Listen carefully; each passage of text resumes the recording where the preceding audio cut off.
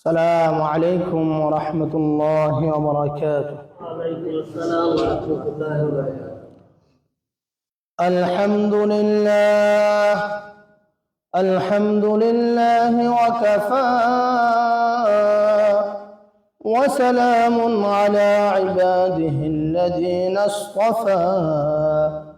أما بعد، فأعوذ بالله من الشيطان الرجيم. بسم الله الرحمن الرحيم. ولقد كرمنا بني آدم وحملناهم في البر والبحر ورزقناهم من الطيبات وفضلناهم على كثير ممن خلقنا تفضيلا. وقال الصادق المصدوق رسول الله صلى الله عليه وسلم: أحب الناس إلى الله أنفعهم للناس. وأيضا قال رسول الله صلى الله عليه وسلم: الدنيا خلقت لكم وأنتم خلقتم للآخرة، أو كما قال عليه الصلاة والسلام. سبحانك لا علم لنا إلا ما علمتنا، إنك أنت العليم الحكيم. الحمد لمن قدر خيرا وخبالا، والشكر لمن صور حسنا وجمالا. فرد صمد عن صفة خلق بريء، رب أزلي خلق الخلق كمالا. لا ضد ولا ند ولا حد لمولاه، الآن كما كان ولم يلق زوالا. الآن كما كان ولم يلق زوالا.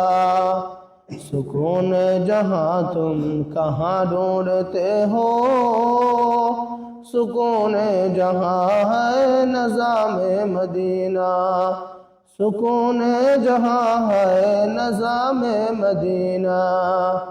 সকলে মোহাম্মদের সাথে দুরূদ ইব্রাহিম পড়ি। আল্লাহুম্মা সাল্লি আলা মুহাম্মাদিন ওয়া আলা আলি মুহাম্মাদ كما صليت على إبراهيم وعلى آل إبراهيم إنك حميد مجيد.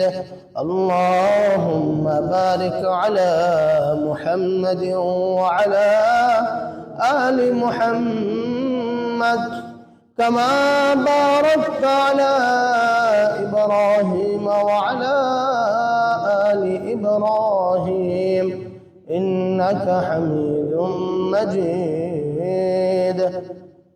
الحمد لله. আল্লাহ রাব্বুল আলামিনের দরবারে লাখ কোটি শুকরিয়া যে মহান রব্বুল আলামিন আমাদেরকে দুনিয়ার শত ব্যস্ততা থেকে ফারেক করে আল্লাহ তাআলার ঘর মসজিদে যথাসময়ের আসার তৌফিক দান করেছেন। এজন্য আমরা সকলেই দিল থেকে আল্লাহ তাআলার শুকরিয়া স্বরূপ পড়ি আলহামদুলিল্লাহ।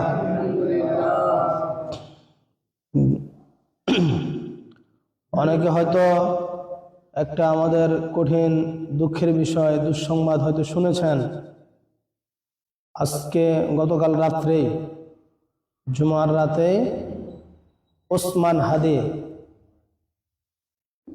একজন তরুণ যুবক জালেমের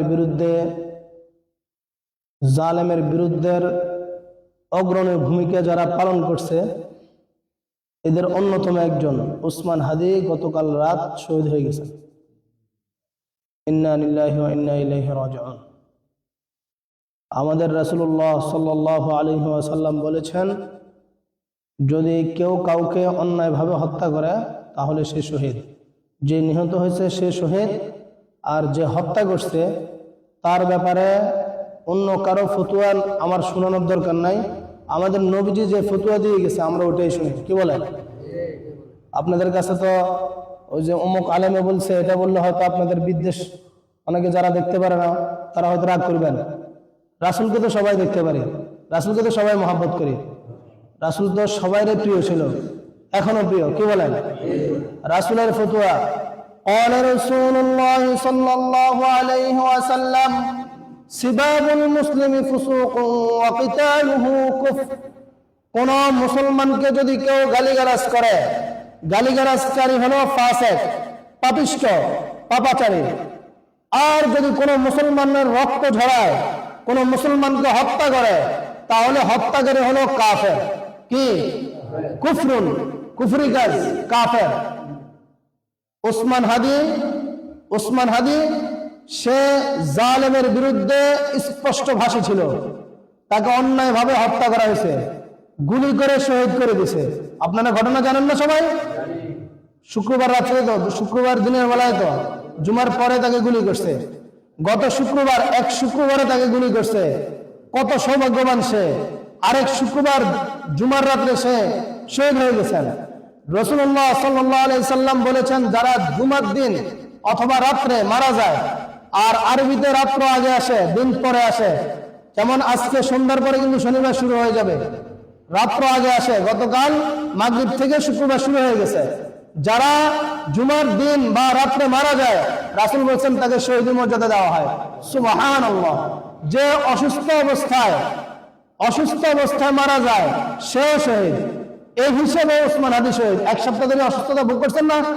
তৃতীয় যে হাদিসটা আপনাদেরকে শুনালাম, যে হত্যা করে সে হলো কাফের হয়ে যায়, আর কোন মাজলুমকে যে হত্যা করে ওই মাজলুমকে আল্লাহ তাআলা শহীদের মর্যাদা দান করেন। সুবহানাল্লাহ। মান মাতা দুনা নাফসিহি ফাহুয়া শাহীদুন। যে নিজের জীবন রক্ষা করতে গিয়ে, মোকাবেলা করতে গিয়েও মারা যায়, সেও শহীদ। বিভিন্ন ভাবে অনেক কয়েকটা সিস্টেমে, কয়েকটা ভাবে, কয়েকটা পদ্ধতিতে ওসমান হাদি শহীদ। এটা অনস্বীকার্য বিষয়। আর যারা যারা এই কাজে জড়িত ছিল, যে কথা দিয়ে সহযোগিতা করছে, যে যেভাবে পরামর্শ দিয়ে, সমর্থন দিয়ে, এবং এখনো যারা তাকে হত্যা করাটাকে সমর্থন দিতেছে, সবার ব্যাপারে রাসূলের ফতোয়া এটা হলো কুফরি কাজ। কি কাজ? স্পষ্ট কুফরি কাজ।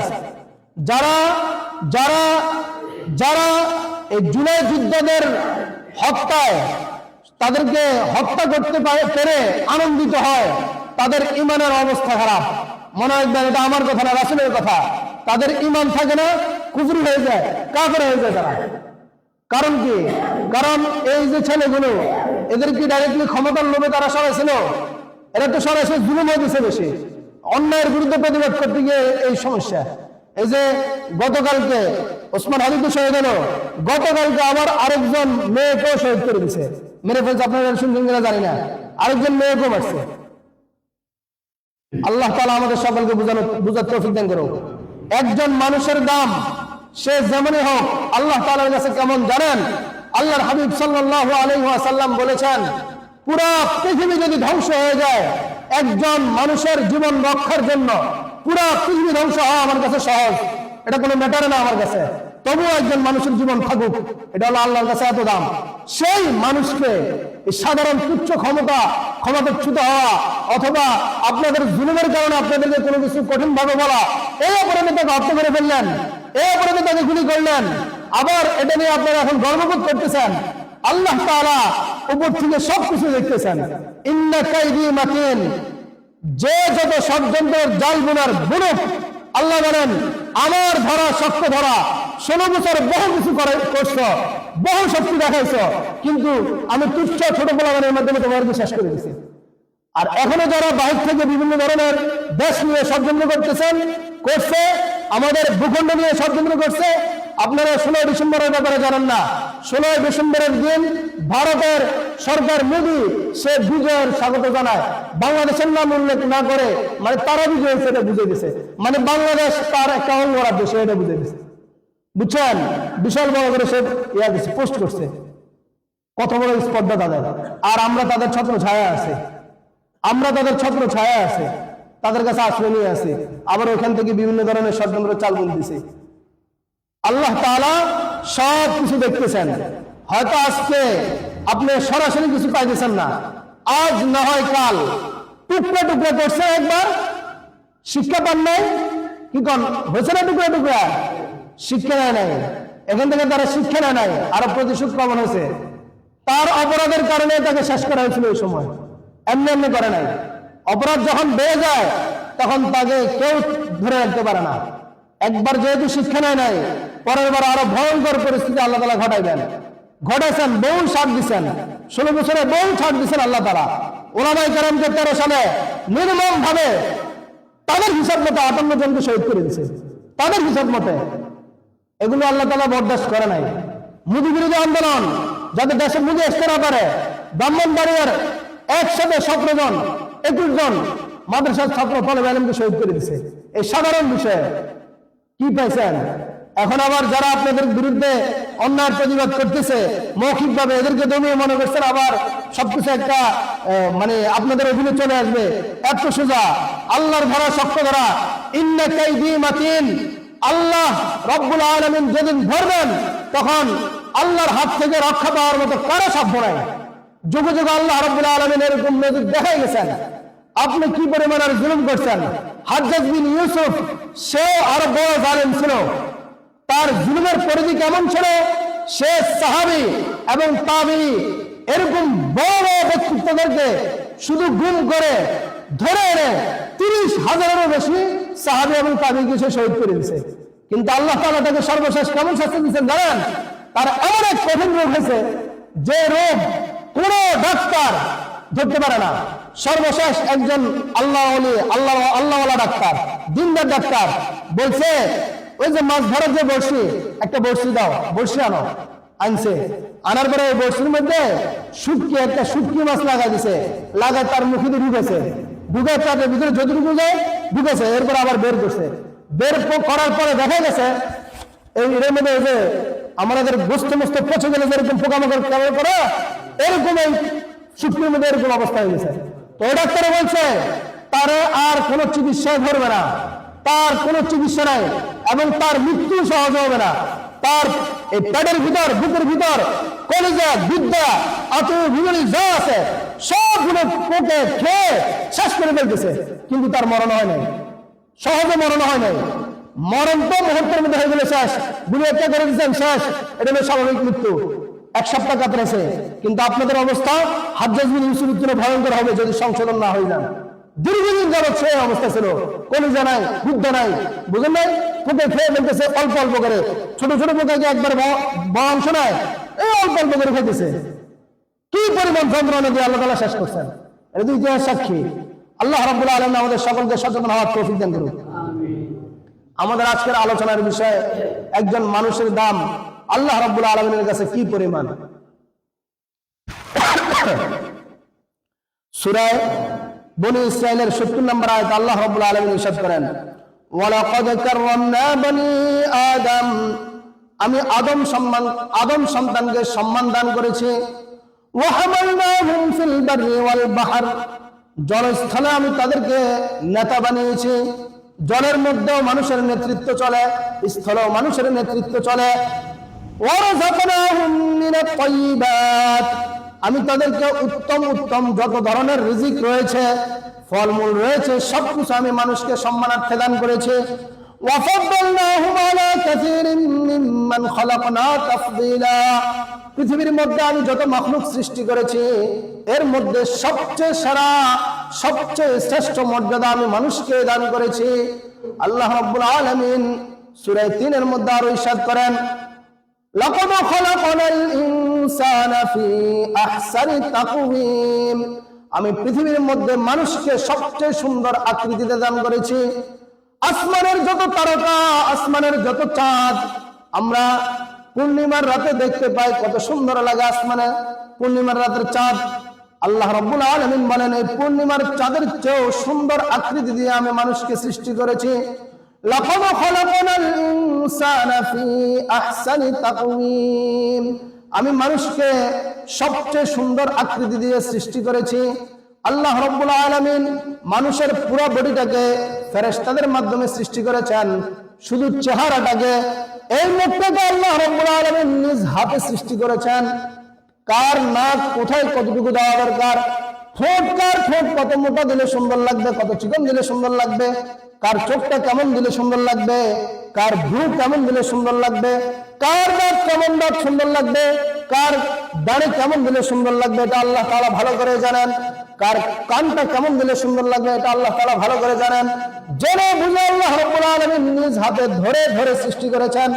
আমার আর আপনার প্রত্যেকের চেহারার মধ্যে আল্লাহ রাব্বুল আলামিনের হাতের ছোঁয়া আছে। এজন্য ফুকাহায়ে কেরাম বলেন, মানুষকে যদি শাস্তি দেওয়া হয়, স্বামী যদি স্ত্রীকে শাস্তি দিতে চায়, অথবা কোনো উস্তাদ ছাত্রদেরকে শাস্তি দেয়, অথবা যে কোনো কারণে কাউকে যদি শাস্তি দিতে হয়, চেহারায় যেন শাস্তি না দেয়, চেহারায় যেন চড় না দেয়, চেহারায় যেন থাপ্পড় না দেয়। কারণ কি?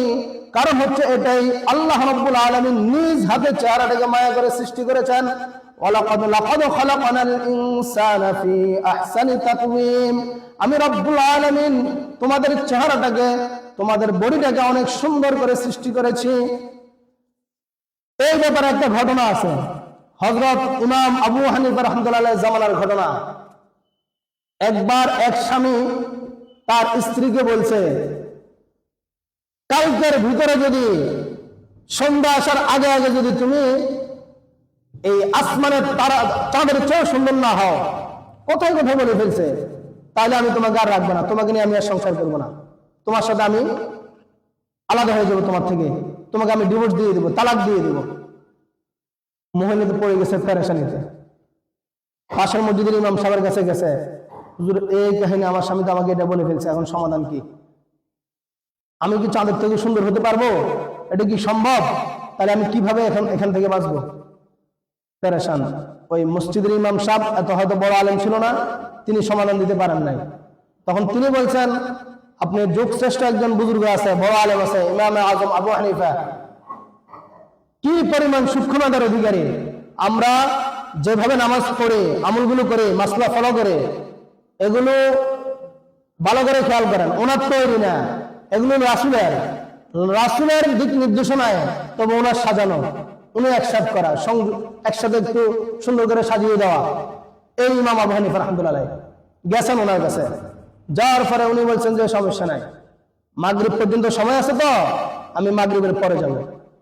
স্ত্রী ওই মহিলা বলছে, ওই হুজুর, মাগরিবের পরে গেলে তো আর আমার লাভ নাই, কারণ মাগরিবের সময়ের আগ পর্যন্ত হলে আমার সময়, বলছে আমার মাগরিব পর্যন্ত যাতে আমি চাঁদের থেকেও সুন্দর হই, তো মাগরিবের পরে আপনি গেলে আমার লাভটা কি? কয় সমস্যা নাই, তুমি এর আগে সব ঠিক হয়ে যাবে, যাও, টেনশনের দরকার নাই। গেছেন বাসায় মাগরিবের পরে, যাওয়ার পর স্বামী তো খুশি, সে যেহেতু কোনো কারণে বলে ফেলছে, এখন যেহেতু তালাকের সুযোগ হয়ে গেছে একটা, শেষ, হে খুশি হয়ে গেছে। হযরত ইমাম আজম আবু হানিফা রাহমাতুল্লাহ এই কোরআনের এই আয়াত খুলে দিলেন, লাকাদ খালাকনাল ইনসানা ফি আহসানি তাকওয়িম, সবচেয়ে সেরা সুন্দর দিয়ে আমি মানুষকে সৃষ্টি করছি, সবচেয়ে সেরা সুন্দর দিয়ে। চাঁদের যে সৌন্দর্য, এর থেকেও আরো বেশি সুন্দর দিয়ে মানুষকে সৃষ্টি করছে। আয়াতের অর্থ শুনেছেন, ব্যাখ্যা দিয়ে দিয়েছেন, সুন্দর করে বুঝিয়ে দিয়েছেন। এরপরে বলছে, আবার বলো, তোমার স্ত্রী আকাশের যে পূর্ণিমার চাঁদ, এর থেকে সুন্দর কিনা? বলেন, আমাদের ঘরে যার যার বিবি আছে, যার চেহারা যেমন হোক, এই পূর্ণিমার চাঁদের চেয়ে সুন্দর কিনা? অবশ্যই সুন্দর, অবশ্যই সুন্দর। এটা কার কথা? আমাদের আল্লাহর কথা। লাকাদ খালাকনাল ইনসানা ফি আহসানি তাকওয়িম, এই জন্য সন্তুষ্ট থাকা, প্রশংসা করা, তাকে নিয়ে গর্ব করা। আল্লাহ রাব্বুল আলামিন আমাদের সকলকে তৌফিক দান করুন। বলতেছিলাম আল্লাহ রাব্বুল আলামিন মানুষকে কি পরিমাণ সম্মান দান করছেন, মানুষের দাম কেমন, এই ব্যাপারে দুটো আয়াত শুনলাম।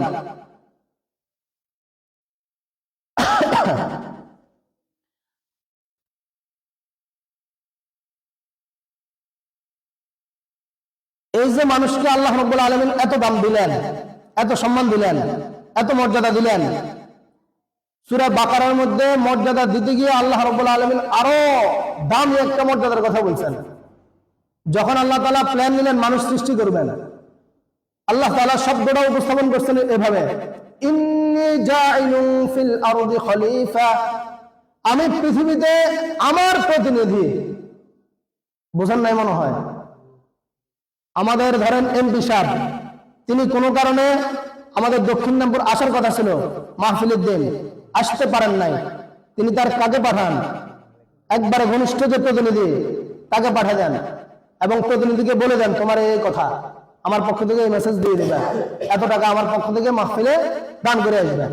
মানে এমপি সাহেবের যে কাজ প্রতিনিধিকে দিয়ে ওই কাজটাই করায়, ওই কাজটাই করায়, এটা হলো প্রতিনিধি।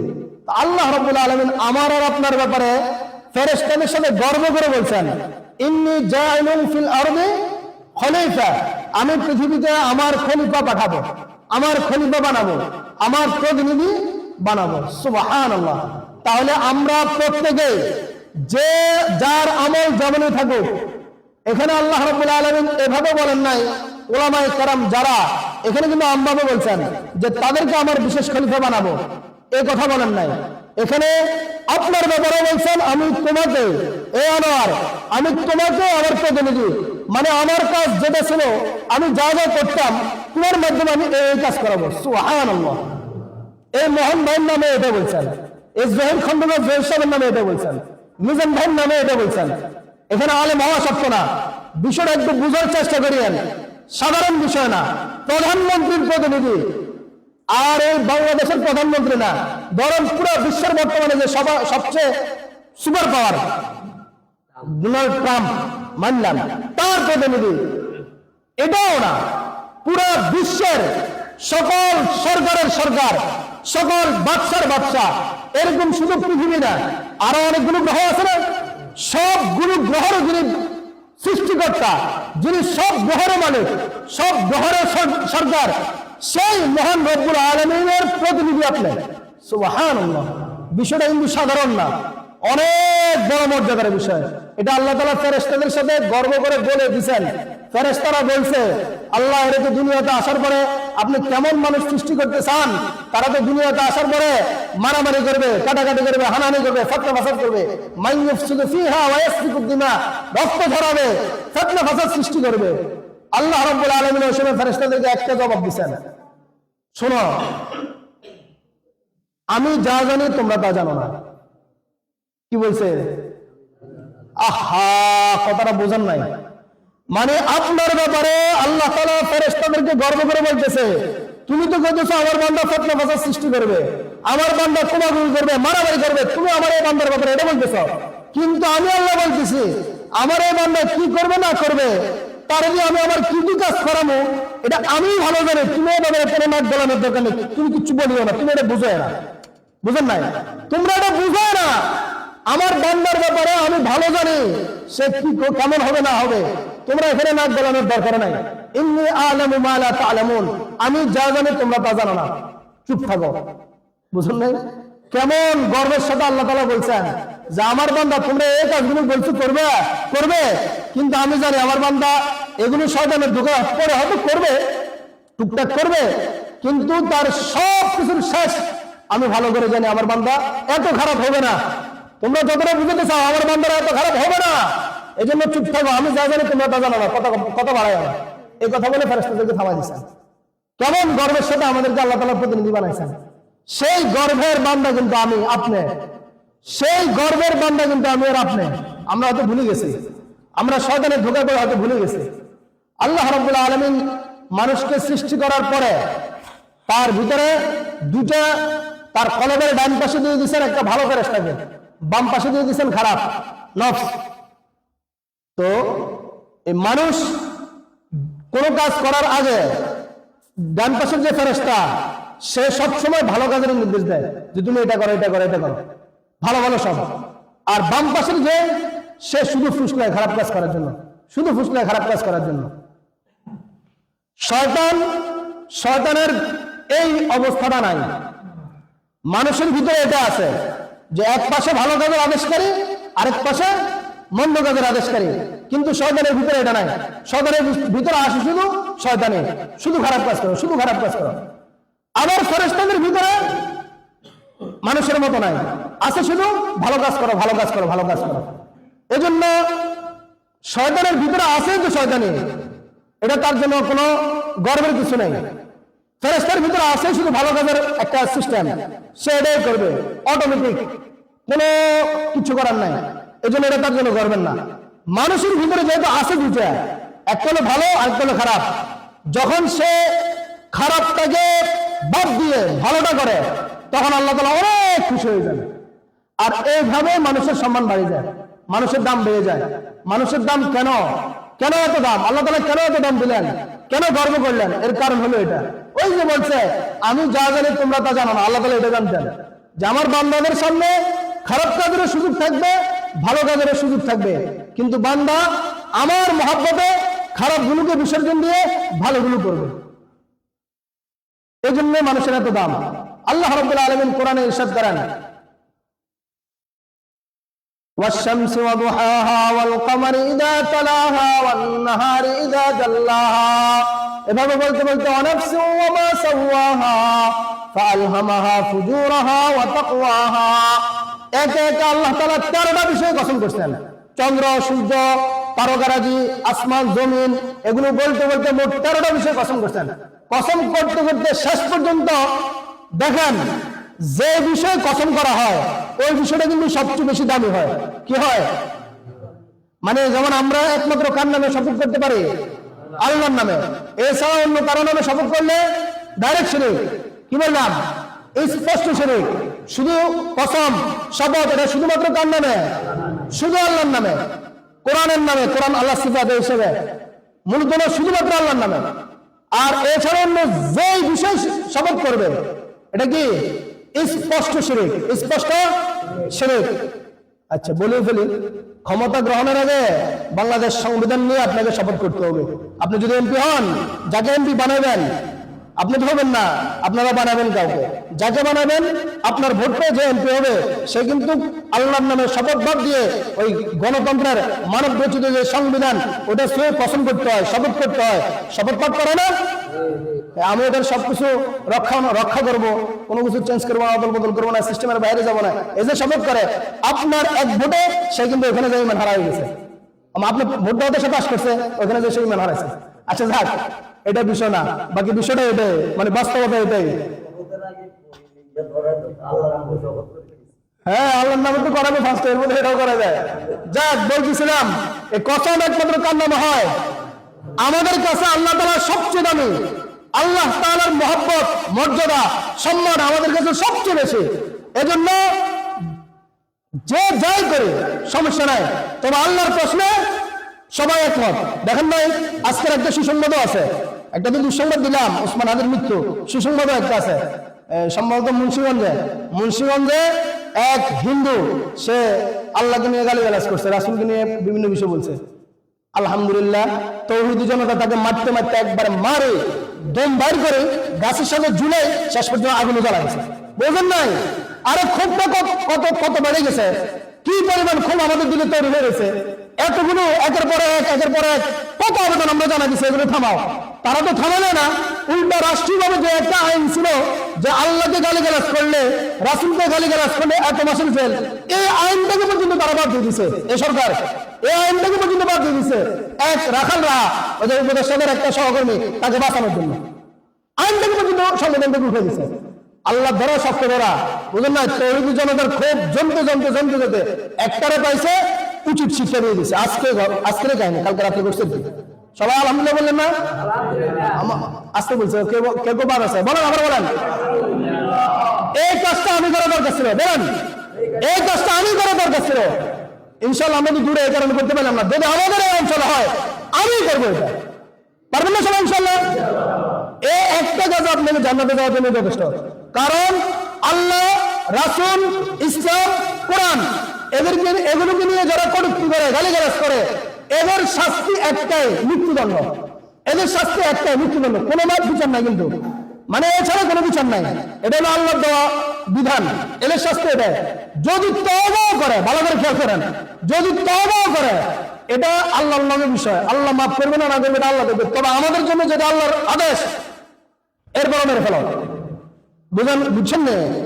বুঝেন না? ইবনে খাতাল কাবা শরীফের গিলাফ ধরে কাবার সীমানায়, হারাম সীমানায় শরীরে মশা বসলে মশা মারলে জরিমানা দেওয়া লাগে। চুলকালে যদি পছন্দ করে সত্য করা লাগে, যারা হাত হিসাবে হারাম বাঁধা অবস্থায় জিজ্ঞাসা করেন, এলো সিস্টেম। সেই ইবনে খাতাল রাসূলকে গালিগালাজ করে কাবা শরীফের চত্বরে গিয়ে কাবার গিলাফ পুরো শরীরের মধ্যে জড়ায় রেখেছে।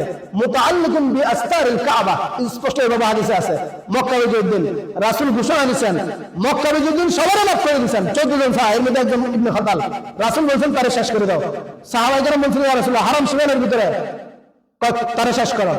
সাহাবায়ে কেরাম আমাদের জিজ্ঞেস করেছেন ইয়া রাসূলুল্লাহ, সে কাবা শরীফের গিলাফ ধরে আছে, শেষ করে দাও। গিলাফ ধরে আছে, শেষ করে দাও। শেষ করে দিছে শেষ পর্যন্ত। বোঝেন না শাস্তি? এটা হলো আমাদের জন্য একমাত্র বিধান, যারা আল্লাহ এবং রাসূলকে নিয়ে গালিগালাজ করবে। বলতেছিলাম আল্লাহ আমাদের কাছে সবচেয়ে মর্যাদার জায়গা, এই জন্য আমরা পছন্দ করি কার নামে? আল্লাহর নামে। এবার বুঝেন আমরা আল্লাহর কাছে কি পরিমাণ দামি। আল্লাহ রাব্বুল আলামিন একে একে 13টা বিষয় পছন্দ করতে করতে শেষ পর্যন্ত বলতেছে ওয়ানাফসি ওয়া মা সাওয়াহা, মানুষের কসম। সুবহানাল্লাহ, বুঝেন নাই? এটা বুঝতেছেন না মনে হয়। মানে আপনি আপনার কথাটা চিন্তা করেন যে আব্দুল্লাহ, আল্লাহ বলতেছে আমি আব্দুল্লাহর নামে কসম করে বললাম। বুঝুন না বিষয়টা? আপনার নামে আল্লাহ তাআলা কসম করতেছে, কি পরিমাণ মর্যাদা আপনার আল্লাহর কাছে। সুবহানাল্লাহ, সুবহানাল্লাহ। এরপরে বলছেন কদ আফলাহা মান যাক্কাহা, যে নিজের নফসকে সংশোধন করে সেই সফলকাম। এই নফসকে সংশোধন মানে নফসের ভিতরে একদিকে আছে শয়তান, আরেকদিকে আছে ভালো ফেরেশতা। ভালো কাজের আদেশ দেয়, একজন খারাপ কাজের আদেশ দেয়। আপনি যদি খারাপ কাজ যে আদেশ দেয় এটাকে বাদ দিয়ে ভালো কাজটাকে করে ফেলেন, তাহলে আপনাকে নিয়ে আল্লাহ তাআলার এত গর্ব, আপনার এত মর্যাদা। একটা বিষয় মনে রাখবেন, দামি জিনিস যদি নষ্ট হয় এটার কাছেও বানানো যায় না। আর কম দামি জিনিস যদি নষ্ট হয় সমস্যা নেই, যে কোনো একটা প্রসেসিং করে খাওয়া যায়, ঠিক না? ভাত, সাধারণ ভাত নষ্ট হলে আমাদের মা বোনেরা, এদিকে তো বড় মানুষ 3 বেলা গরম গরম ভাত, আমাদের গ্রাম অঞ্চলে দেখি আর কি, ভাত যদি একটু ভিজে হয়ে যায় এটাকে পানি দিয়ে আবার একটু ইয়ে করে আবার খাই ফেলি আমরা। কিন্তু বিরিয়ানি যদি একবার নষ্ট হয় এটা খাওয়া যায়? এরপরে আরেকটা বিষয় চিন্তা করেন, গরু খায় ঘাস, কি খায়? এক বস্তা ঘাসের দাম কত? 200 টাকা সর্বোচ্চ। আর আমরা মানুষরা খাই গরুর গোশত, কি খাই? গরুর গোশত। গরু ঘাস খায়, খাওয়ার পরে পিছন দিয়ে যেটা বার হয় এটা কি কয়? গোবর। এটারে কিন্তু আমাদের মা বোনরা মাঝে মাঝে লাঠি বানায়, আগুনের মধ্যে ব্যবহার করে। এদিকে হয়তো গ্যাস চলে আসছে কারণে করে না, বাকি এটা এরকম ব্যবহার করতে, কি বলেন? আরে তারা না করুক, আমরা ভাইরা যারা আছে ক্ষেতের মধ্যে জৈব সার হিসেবে ব্যবহার করি কিনা? ব্যবহার করে। এটা ধরি, হাতে ধরি, এত বেশি সমস্যা না, কিনলে কারণ যেটা করছে এটা হলো ঘাস, এত দামি না। আর আমরা খাইছি কি? গরুর গোশত। কত টাকা কেজি? প্রায় 1000 দাম আছে। এটা যখন খায় আমাদের পিছন দিয়ে বের হয়, ওটাকে হাতে দেন, কাছে দেবেন, গ্রাম দিবেন, হ্যাঁ সার হিসেবে ব্যবহার করবেন। দামি জিনিস নষ্ট হলে সব শেষ। মানুষ আল্লাহ তাআলার কাছে দামি, মানুষ আল্লাহ তাআলার কাছে দামি। কেন দামি? শয়তানিকে বাদ দিয়ে ভালো ফেরেশতার ভালো কাজগুলো করে, এই কারণে দামি। কিন্তু এই মানুষই যদি ভালো ফেরেশতার ভালো পরামর্শগুলো বাদ দিয়ে শয়তানিগুলো করে ফেলে, তাহলে একবার নষ্ট হলে খুব খারাপ হয়ে যায়, খুব খারাপ হয়ে যায়। এই জন্য আল্লাহ রাব্বুল আলামিন আমাদের সকলকে যখন যে কাজ করব মাথার মধ্যে দুটো বিষয় আনবে। একটা হলো আল্লাহ তাআলা আমাকে নিয়ে এত গর্ব করছে, আমাকে এত মর্যাদা দিছে, এত দাম দিছে, আমি কিভাবে এই কাজগুলো করি। আরেকটা চিন্তা আনবেন, যদি করে ফেলেন তাহলে আপনার অবস্থা কি হবে? ওই যে পায়খানার তেও খারাপ। আল্লাহ রাব্বুল আলামিন আমাদের সকলকে বুঝার তৌফিক দান করুন। ওয়া আখিরু দাওয়ানা আলহামদুলিল্লাহ।